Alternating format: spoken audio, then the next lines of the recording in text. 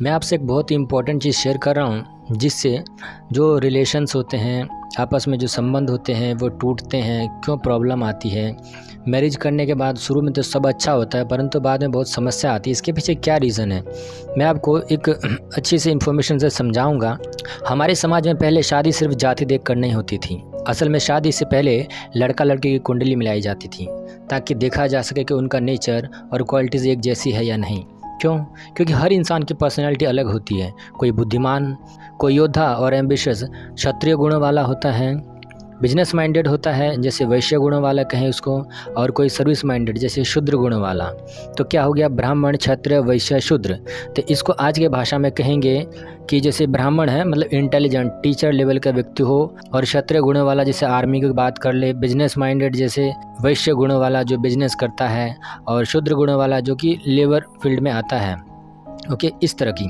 तो ये 4 गुण होते हैं इंसान के अंदर मेनली, और जिसके आधार पे क्या होता है, उनका नेचर भी अलग अलग होता है। अगर नेचर बिल्कुल अलग है तो शादी में अक्सर क्लैशेज हो जाती है, प्रॉब्लम आती है। जैसे एक बच्चा बहुत पढ़ाई और स्पिरिचुअलिटी में हो और लड़की सिर्फ पार्टीज और आउटवर्ड लाइफ में हो, तो ये रिश्ता लंबे समय तक खुश नहीं रहेगा। इसलिए कहा गया है, लड़का उसी गुण और नेचर वाली लड़की से शादी करे तभी कंपैटिबिलिटी रहती है और रिश्ता लंबा चलता है। लेकिन वेद ये भी कहते हैं कि अगर लड़का और लड़की दोनों ही भगवान के भक्त हो तो फिर ये सारे भौतिक डिफरेंसेस मैटर नहीं करते हैं, क्योंकि भक्त का जीवन दिव्य होता है और 2 भक्तों का विवाह अपने आप में बहुत सुखद और सफल होता है। क्यों?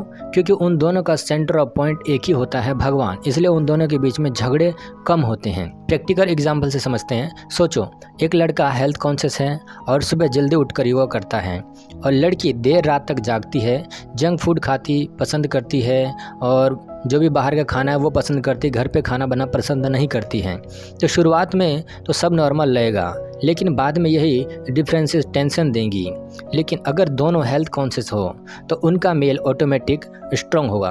कहने का मतलब है कि दोनों एक ही माइंड सेट के हो।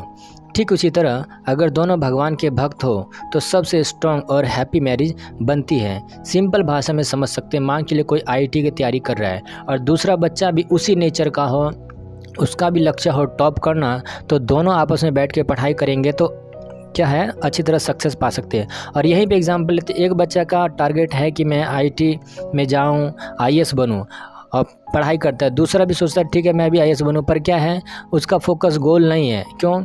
उसको मजाक करता है, मूवीज़ देखता है, ये सब कुछ देखता है, उस पर फोकस नहीं है। तो दोनों आपस में पढ़ाई करेंगे तो दोनों में प्रॉब्लम आएगी। इसलिए उसी माइंडसेट वाले लोगों के साथ में रहना चाहिए जो हमारे से मैच करता हो। ये हर जगह देखा जाता है। परंतु जब विवाह शादी होती है तो इसमें सिर्फ हम क्या देते हैं, आउटर लुक देखते हैं, स्टेटस देखते हैं, पैसे देखते हैं, नेचर नहीं देखते हैं, माइंडसेट नहीं चेक करते, जिसके कारण प्रॉब्लम होती है। अगर इस बात को आप समझ गए, जो कि आप हर में फ्रेंडशिप भी करते हो तो कैसे करते हैं, आप देखते हैं कि मेरे क्वालिटी का मैच कर रहा है कि नहीं कर रहा है। ठीक है, आप किसी से मतलब कोई भी चीज़ें लेते हैं, किसी के साथ घूमते हैं, तो कहीं भी जाते तो आप देखते हैं कि वो आपके माइंडसेट से मैच कर रहा है कि नहीं कर रहा है, तभी आपसे फ्रेंडशिप हो पाती है। ओके, परंतु विवाह में हम क्या करते हैं, सिर्फ फेस देखते हैं। लोग अट्रैक्शन के कारण विवाह कर लेता है, पैसे के कारण कर लेता है, अमीर देख के कर लेता है, पोस्ट पोजीशन के कारण करता है, जो कि रिश्ता को लंबा चलाने के लिए माइंडसेट बहुत ज़रूरी है, क्योंकि यही रिलेशन बनाएगा और यही इसका बेस है। ये सब चीज़ें जो बाहर की चीज़ें वो तो कुछ दिन में समाप्त हो जाएगी। इसलिए क्या होता है, रिश्ता लंबा नहीं चलता, क्योंकि उसका जो बेस है, आधार है, वो हमने गलत चुन लिया है। इसलिए हमको यहाँ पर ध्यान देना होगा।